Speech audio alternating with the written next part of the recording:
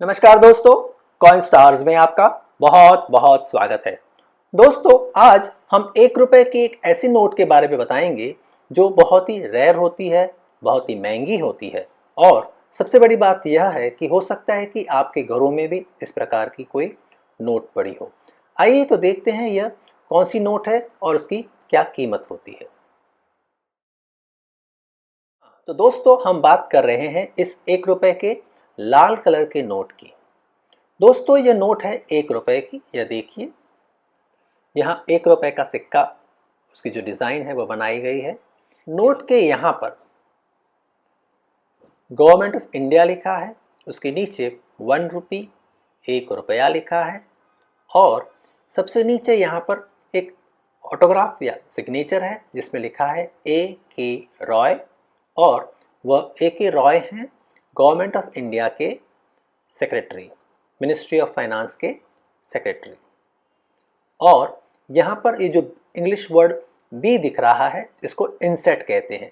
INSAT B प्रकार की यह नोट है और इस नोट की जो प्रीफिक्स है वह है Z1 और इसका सीरियल नंबर है 775928 और इस तरफ यह वाटरमार्क विंडो है जिसके ऊपर किसी ने अपने हाथों से कुछ मैसेज लिखा है।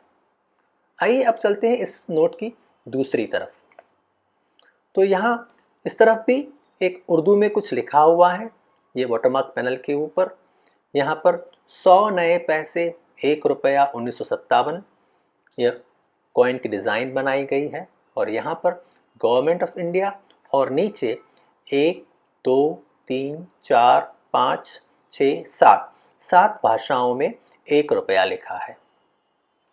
आइए तो अब चलते हैं कि ये नोट इस तरह के लाल कलर की क्यों है और इसका जो प्रीफिक्स है वह Z क्यों है, इसके बारे में हम जानेंगे और इसके बाद हम जानेंगे कि इस तरह की नोट की बाजार में क्या कीमत होती है। तो दोस्तों, यह जो लाल कलर की 1 रुपए की नोट है यह 1970 के दशक में भारत ने बनाई थी, लेकिन यह नोट भारत में नहीं चलती थी। यह नोट बनाई गई थी पर्शियन गल्फ के देशों के लिए, जैसे आज हम यूएई, दुबई, कतार कहते हैं। इन सारे देशों के लिए यह नोट बनाई गई थी। अब आपको आश्चर्य होगा कि यह 1 रुपए की नोट गल्फ कंट्रीज के लिए क्यों बनाई गई थी, वहाँ पर क्यों चलती थी, क्यों उनकी खुद की करेंसी नहीं थी, क्यों उनके पास उनके खुद के रियाल या दिरहम नहीं थे जो वो लोग वहाँ चलाते थे। तो दोस्तों, यह बहुत ही इंटरेस्टिंग थिंग है।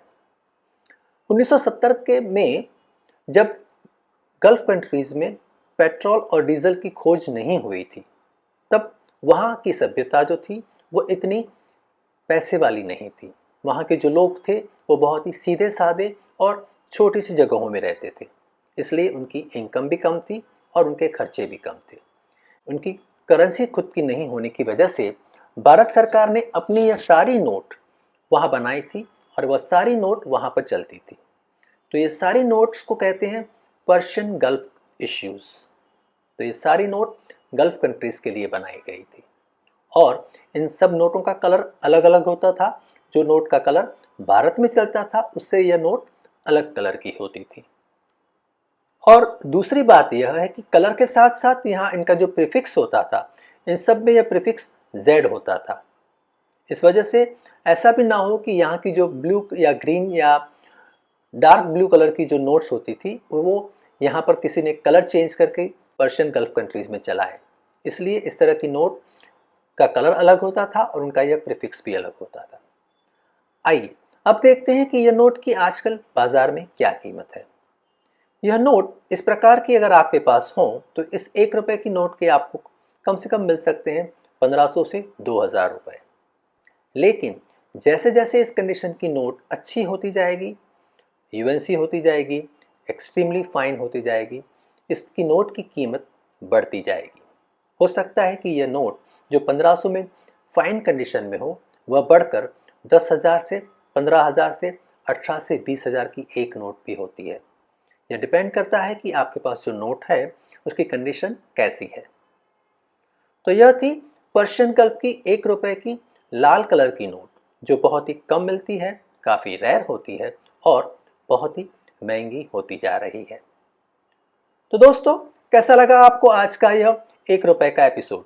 अगर आपको लगा हो कि हमने आपको सही जानकारी दी है, अगर आपको लगा हो कि इस तरह की जानकारी से आपके पास जो नोट हैं उसकी कीमत की जानकारी आपको मिल रही है, तो इस वीडियो को लाइक करिए, कॉइन स्टार्स को सब्सक्राइब करिए और अपने दोस्तों के साथ शेयर करिए।